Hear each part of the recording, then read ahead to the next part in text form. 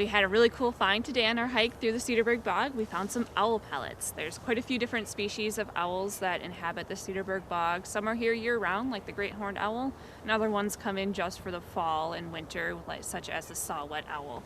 And so we have an owl pellet, and what an owl pellet is when owls are done eating, they're done digesting their food, they've gotten everything they can get out of it, they actually regurgitate up the things that they can't digest. So fur, bones, teeth, things like that, they're regurgitating up into owl pellets.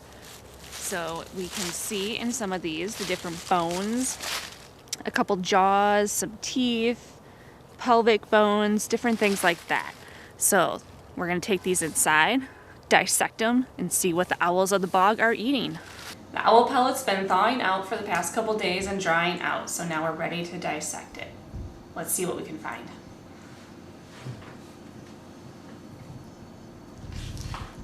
So when you're dissecting an owl pellet, the important thing to remember is to use a piece of surface that you can either toss once you're done or clean thoroughly. And we're also going to wash our hands once we're done touching this, because some of them that you purchase can be sterilized, but usually you want to just act as if they haven't been and just clean everything up. So what we're going to do is I actually have a piece here that looks like it might be the skull or the jawbone. So we're going to carefully pull apart the fur and see what we have here. You can use a tweezers or toothpicks. And the bones are very delicate, so we want to be careful. As I'm pulling off the hair from the bones, we can start to see the different bones present in this owl pellet. And it actually looks like we might have a couple different pellets here with different prey items. I will be sorting the various bones into similar categories, such as legs, ribs, and vertebrae.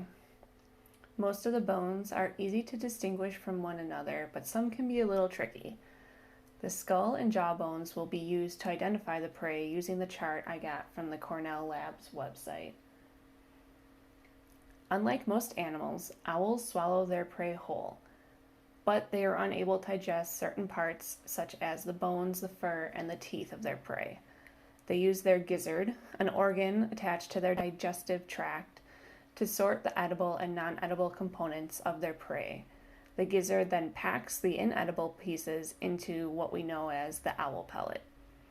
This is what they regurgitate up after the pellet has stayed within the gizzard for about 20 hours. Depending on their success in hunting, owls will cast 1 to 2 pellets a day.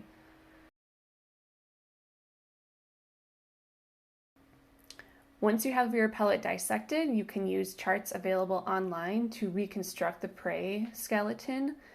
The best way to identify the animal is by looking at the skull and teeth within your owl pellet. Looking at the skull, this owl appears to have eaten a shrew and a mouse. I determined this by the long, skinny skull and the teeth on the lower jawbone to see that it is a shrew, but we also had some lower jawbones that looked more mouse-like. So I'm assuming that because we have multiple pellets here, we have multiple prey items. The next bones that we have are the tiny, delicate rib bones. These are very thin and very easy to break during the dissection process. And there are numerous rib bones that you will find in your owl pellets. The smallest bones are the vertebrae. These have many different shapes and can be numerous as well. That's because the vertebrae makes up the backbone that protects the spinal cord of the rodent, and it also extends all the way into its tail. So you will normally find quite a few different tiny bones, and those are most likely all vertebrae. Leg bones can be hard to distinguish between the front and rear legs, and I have them grouped here all together because we had various pellets, so we have multiple different leg bones. And it's really cool to see the ball and socket joints of these tiny creatures. The pelvic bones can be separated from the leg bones by looking at the void in one end of the bone. And that's where the ball and socket joint will also be as well, right at the end of those voids. And the pelvic bones have larger holes than the lower hind leg, the tibia and the fibia. Those are the major groups of bones that we found in our pellet. Pretty awesome. And the final thing that makes up the bulk of our pellet is the fur. So this is fur from a couple different prey animals.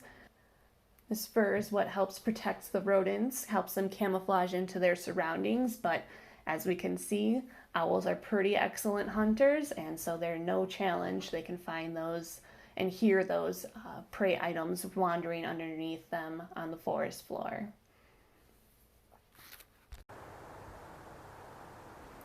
Owl pellets are useful to researchers and scientists who are studying owls.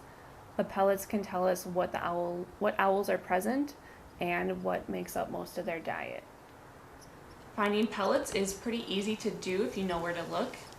One trick that you can do is if you see whitewash, which is owl excrement, on the trunk or branches of the tree, that will tell you that an owl normally perches in this tree.